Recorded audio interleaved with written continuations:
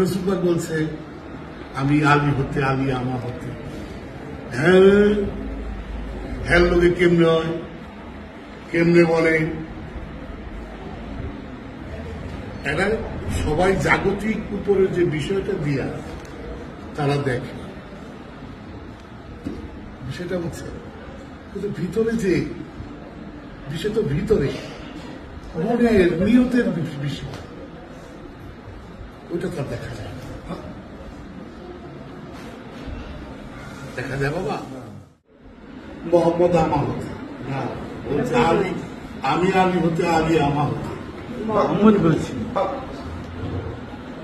এটা বলছেন রাসূল পাক সাল্লাল্লাহু আলাইহি ওয়াসাল্লাম, মাওলা আলী তো বলে না।